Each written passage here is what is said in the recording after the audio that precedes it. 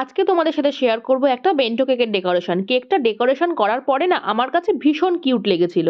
এই কেকগুলো যেহেতু খুব ছোট সাইজের হয় তাই জন্য এগুলোকে ডেকোরেশন করতে এবং ফিনিশিং দিতে বেশ খানিকটা সময় লাগে। ছোট সাইজের কেকগুলোকে যতটা সিম্পল রাখা যায় সেগুলোকে দেখতে ততটাই বেশি সুন্দর লাগে। এই কেকটা করেছিলাম চকলেট ফ্লেভারের মধ্যে। কাস্টমার আমাকে এই ছবিটা পাঠিয়েছিল আর বলেছিল যে এইরকমই কেকটা করে দিতে, তো আমি একদম সিমিলারই রেখেছি কেকটা।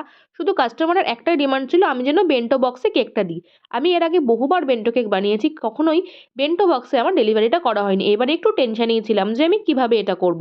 যে কোনো নতুন কিছু করতে গেলেই একটু ভয় ভয়ই লাগে, তো আমার সাথেও সেটাই হচ্ছিল। বারবার এটাই মনে হচ্ছিল যে কেকটা তুলে যখন আমি বেন্টো বক্সে বসাতে যাব তখন যদি বাই চান্স কেকটা উল্টে পড়ে যায় তখন আমি টাইম মতন ডেলিভারি করব কি করে। তো যাই হোক, ভয় ভয় কাজটা করলেও কেকটাকে আমি একদম পারফেক্টলি বেন্টো বক্সের মধ্যে বসাতে পেরেছিলাম।